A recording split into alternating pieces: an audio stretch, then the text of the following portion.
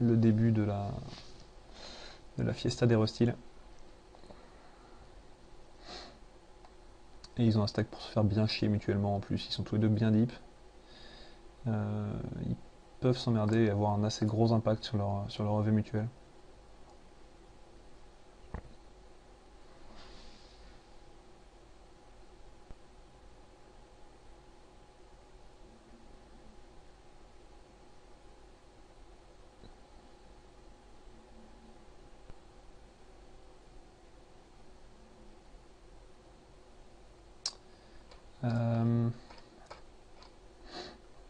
Là je pense que je vais shove. Je suis partagé entre Raise Call et shove.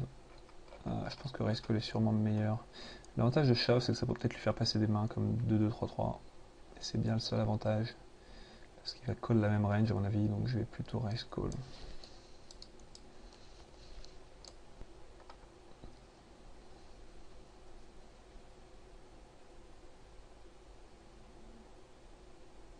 En plus, il se peut qu'il ait un petit peu disons le syndrome du chip leader. C'est un peu le syndrome du chip leader, c'est-à-dire quand quelqu'un est chip leader et perd un gros coup, il va avoir tendance à vouloir récupérer son chip lead et à envoyer du pâté. En l'occurrence, c'est pas ce qu'il nous a fait. Donc pour ça, je préfère Raise Call.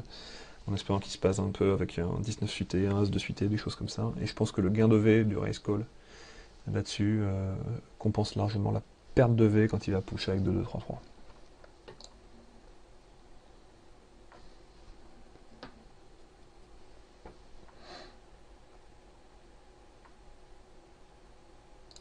Alors, ce coup-ci, on va le raise, le roi 10 là. On a parlé le roi 9 tout à l'heure. On commence à avoir une image relativement clean. Enfin, du moins, c'est les open raise maintenant. Peut-être qu'il va mal prendre le fait qu'on ait 3 bêtes à la main d'avant. C'est quand même un peu laid, on a quand même raise 50% UTG. Mais ça, monsieur Knight Catapult ne le sait pas.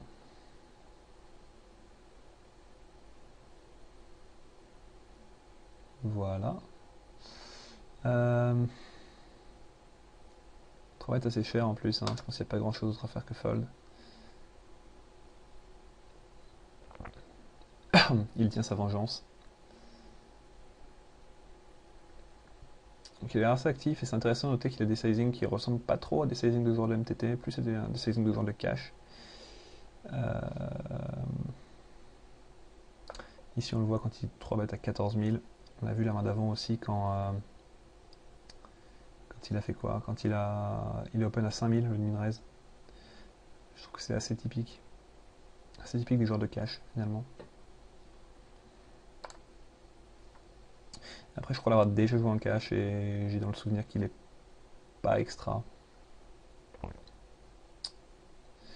là on a un 3 way qui se profile et nous ne sommes plus que 11.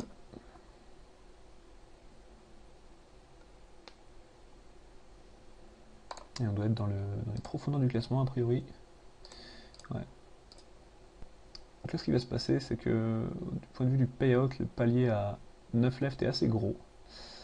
Mais le souci c'est que pour le passer, on va pas trop pouvoir se permettre de faire le nit.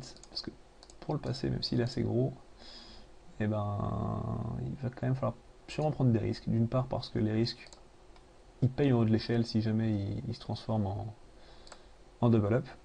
Et d'autre part parce que on n'est pas très bien dans le classement, et donc si on prend pas de risque, on risque d'échouer avant ce palier justement.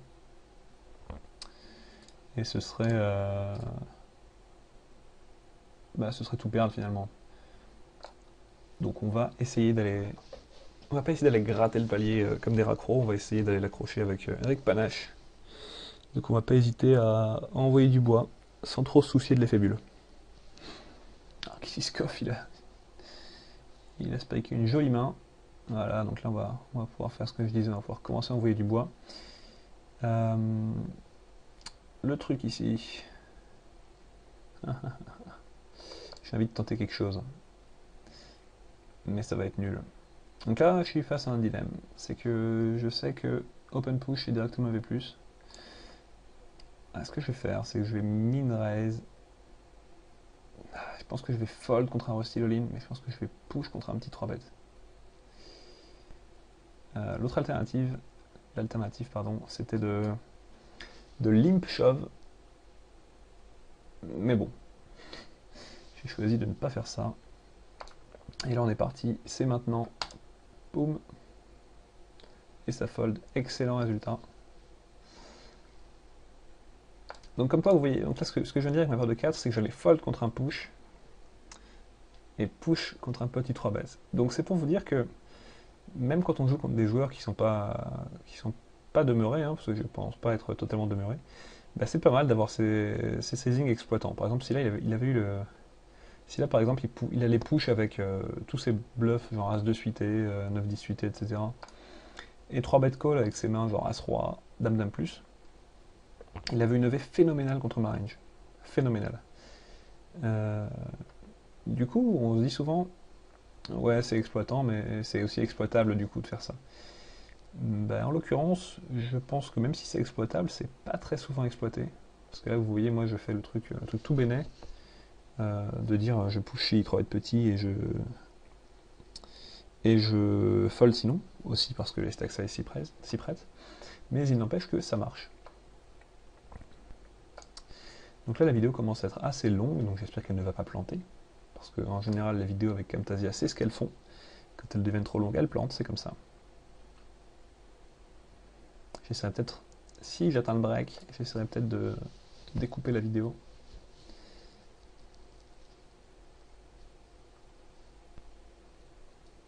Le hic, c'est que j'ai peur que si je la coupe, je ne puisse pas après, le temps que ça processe, je ne puisse pas relancer la vidéo. Donc je suis un petit peu partagé. En attendant, je vais essayer de gagner du temps en coupant l'action entre les mains. Donc il risque d'y avoir plein de micro-coupures, vous allez voir, ça va être génial. Donc là, j'ai pas suivi l'action, j'ai baratiné mes histoires, j'ai absolument pas suivi l'action.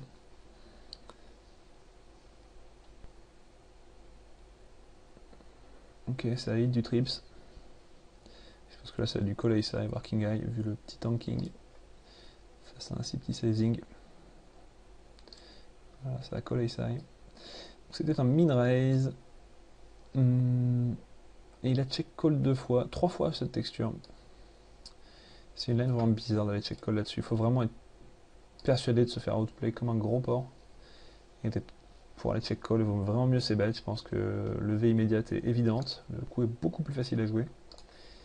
Et même sans parler de facilité de coup, je pense que c'est bien plus V+. C'est bête et 2 barrels pour pas se faire bluffer turn. Je pense que c'est la façon de jouer avec cette main. Après, bien sûr, quand vous check callez 3 fois avec As-4 ici, ben, vous pouvez aller voir vos petits copains du club poker et leur dire regardez-moi ça les gars, comment je l'ai trop au nez les fois où vous gagnez. Le problème c'est que souvent vous gagnez pas. Et ça c'est un peu embêtant.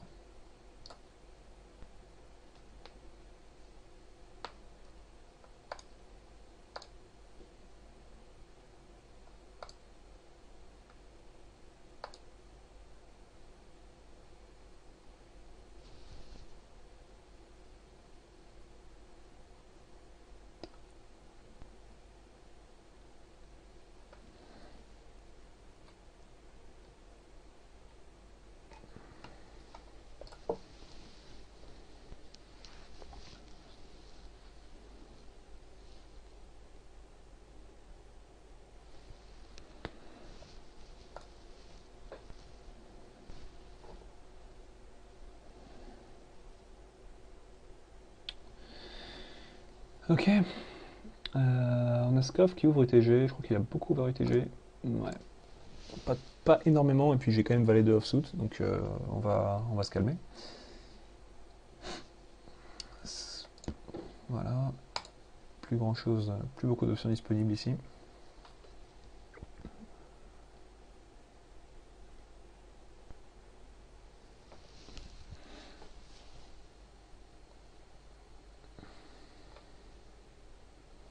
Ah, si seulement les gens pouvaient jouer un peu plus vite, la vidéo serait quand même plus dynamique. Allez. Hop, retour au direct, alors que vous voyez que nous ne sommes plus que 9.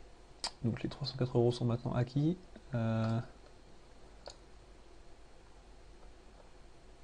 Et là, je pense qu'on a un spot de shove qui est quand même très bon. J'hésite un petit peu. Parce qu'on a quand même beaucoup de blindes pour shove, mais il open vraiment gros. Je suis vraiment très hésitant. Je vais fold. Je vais fold parce que j'ai tanké.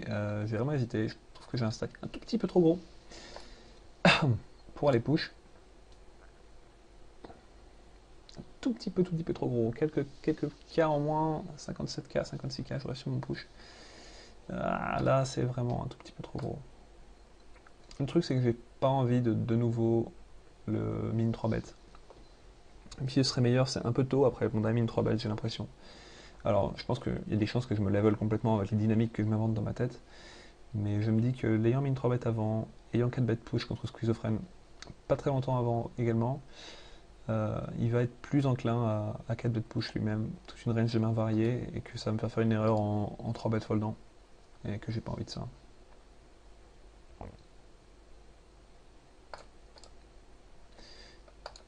Tandis que pour information, nous ne sommes plus que 9, donc le palier à 300 € est acquis.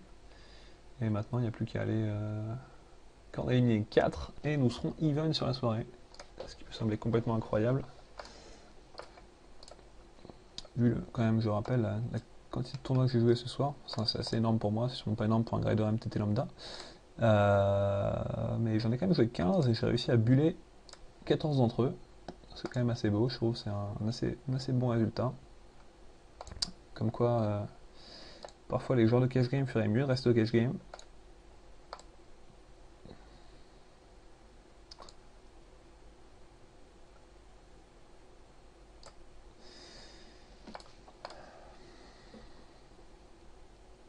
Je freeze un petit peu l'action, je reviendrai si le coup post-flop est intéressant. Je reviens un peu ici parce qu'on a un peu d'action post-flop. Donc j'espère qu'à open le cutoff, est-ce que check raise, cette texture assez dry. C'est assez intéressant. Il a déjà check raise une fois par le passé. Donc j'espère qu'il me rend complètement fou parce qu'il met 5 minutes à jouer chacun des coups dans lesquels il rentre. Ça a un petit peu tendance à m'énerver, sachant qu'il est 1h50 et que j'ai plus qu'un seul tournoi et que j'aimerais bien qu'il y ait un peu d'action. Mais bon. Donc il checkerait ce flop, donc il peut avoir beaucoup de gut shots, il peut avoir quelques brelans. Un peu moins parce que moi je bloque le brelan de 5. Il peut avoir quelques doubles paires. Et je pense que globalement quand il check cette turn, enfin déjà quand il checkerait ça je pense qu'il est plutôt strong, et quand il check la turn, il est strong mais qui a peur. Et strong mais qui a peur en général, chez un joueur récréatif, ça se solde par check call. Check call en espérant soit être devant miraculeusement, soit faire bot à la river s'il a, je sais pas, 5-5 ou 7-7 par exemple. Le truc c'est que souvent river finissent par check call également. Donc ici s'il se perd qu'à 8x, je pense qu'il y a des chances qu'il se gave. Le truc c'est que je pense que Sperk régulièrement il a quand même pas 8x. Enfin je pense qu'il a assez souvent, mais je pense de temps en temps il a un petit valet 10 qui bluffe et qui va peut-être check back à la river. Même s'il était plutôt sérieux dans l'ensemble. Et là si Scoff a un 7, un 7 ou même 9-7 ou quoi, je le vois mal fold. Ça peut aussi plus rarement être un 8x qui trappe, mais c'est vraiment rarement ça, déjà parce que c'est assez rare de voir des joueurs récréatifs check raise avec des gut shots. Check raise en bluff tout court d'ailleurs. Enfin, il y en a plein qui check raise en bluff, mais c'est un profil bien particulier qu'on repère rapidement. Donc là on est dans la zone des piles 20 blindes, donc Nine Catapult risque de manger ses rustyles si jamais j'arrive à trouver des mains décentes. Donc on va espérer en trouver. En attendant, Scoff continue de faire le spectacle en collant pré-flop. Je reviendrai si ça devient intéressant.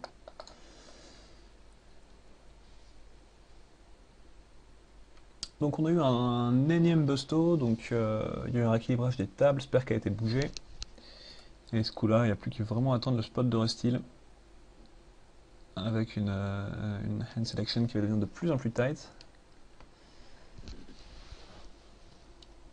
De plus en plus light, pardon. Donc ici, 8, 7, 8 et c'est encore un peu faible. Putain, et Night Catapult, il envoie vraiment du bois. Il 3-bet vraiment fort, même pour un joueur de cash en fait. Je sais pas trop quel est son objectif. Est-ce que c'est de dire, les gars, C'est moi le patron, je size comme un goret. Je sais pas trop ce qu'il a en tête. En tout cas, c'est non conventionnel et je pense qu'à ce point-là, c'est même pas bon. Ici, j'ai bien envie de push. Je pense que je vais push. Ouais, push me semble tout à fait honnête. Ça craint. Attention, messieurs, dames, il va falloir le qui est un max maintenant. Allez, le roi ou les carreaux. Allez, allez. Aïe. Et voilà qui marque la fin de cette aventure. Donc on n'aura pas réussi à faire top 5. Je suis pas certain de mon push. À la river ici, tiens, je vais essayer d'aller trouver un outil pour me dire si je dois push ou pas. Ça doit bien se trouver sur internet. Que je trouve ou pas, je reviens vous faire une petite conclusion tout de suite. À toutes. Bref, me revoici et je n'ai malheureusement pas trouvé de calculateur d'ICM ou de Nash, des trucs comme ça, simplement sur internet. Donc pour autant, je voudrais un petit peu revenir sur ce que j'ai fait. Donc j'ai open push mon roi 6 ici, en me disant, partant du principe que je n'avais pas envie que Squeeze of Foreign me restyle en bluff. Pour autant, je pense que c'est une erreur à deux égards. Donc là, je pense que j'ai un peu chié dans la colle. Donc à deux égards. Le premier, c'est que j'ai un peu plus de blinds que ce que j'avais l'impression. J'ai 18 blinds, j'avais l'impression d'être autour de 16. Je sais pas pourquoi, je me suis un petit peu abusé à ce niveau-là. Je pense que 15-16 c'est meilleur. Je suis même pas sûr que ce soit encore un V+, mais je pense que c'est meilleur. Non, si autour de 15-16, je pense que c'est V+. L'autre chose, c'est que j'avais l'impression qu'il y avait davantage d'ante. Mais surtout là où je pense que c'est une grosse erreur, c'est donc j'ai choisi l'open push pour éviter de me faire restyle par schizophrène, comme des mains comme Valet 10, etc. Valet 10, Dame 10, qui donc aurait push et j'aurais dû fold, ce qui aurait été assez pénible, puisque j'aurais régulièrement fold la meilleure main. Maintenant, je pense que 18 blindes c'est vraiment trop pour me soucier de ça. Et qu'il vaut mieux que je raise fold. Sachant que Baskov, lui on a vu que c'était plutôt un récréatif, donc il n'allait pas trop restyle light. Je pense qu'il vaut mieux que je raise fold plutôt que de prendre ce genre de spot. Disons qu'à moins d'avoir deux gros restylers, je pense que raise fold est une meilleure EV. En tout état de cause, quoi qu'il arrive, que le push soit EV plus ou non. Donc je pense que déjà raise fold est une meilleure EV, à moins d'avoir deux gros restylers. Et dans ce cas précis, je pense que 18 blind c'est vraiment trop. Et j'aurais pas dû faire ça. J'aurais pas dû. Donc 18 blind en fait c'est si on rentre les ante dedans. Je vais réessayer de trouver un simulateur. Si on rentre les ante dedans, ça fait combien? Ça fait 3800. Ça fait genre 1900, 3800. Donc là ça fait que j'aurais. Tac, on va calculer ça rapidement. 50 000. 50 600 divisé par 3800. Ça fait que j'aurai 13 big blind. Je vais voir si je peux trouver un tableau de push-fold avec 13,5 big blind, mettons 14 big blind. Bon bref, je dois être complètement manchot puisque je n'ai pas trouvé de tableau pour 3 joueurs. J'ai trouvé une info néanmoins. Donc là j'ai en équivalent sans ante, j'ai environ 14 blindes disons. Donc j'ai trouvé l'info qu'à 10 blindes à 3 joueurs, le push de roi 5 suité était EV+. Donc j'imagine qu'avec roi 6 suité, on peut sans trop de problème monter à 12 blindes. Et je pense que 14, ça doit être sûrement légèrement EV-. C'est aussi mon sentiment, disons, un peu instinctif comme ça. Donc je pense que c'est légèrement EV-, donc je pense que je sors sur une erreur ici. Qui n'est pas une erreur colossale, mais qui, à mon avis, est quand même regrettable. C'est bien fait pour moi. Néanmoins, je suis bien content d'avoir fait cette vidéo. J'espère qu'elle ne va pas planter quand je vais finir de la record. Et j'espère que vous prendrez autant de plaisir à la regarder que moi j'ai eu à la faire, même si c'était un peu long par moment. Voilà, donc je vous dis à très bientôt à tous sur karipoker.com et pokerstars.fr, bien entendu. Salut.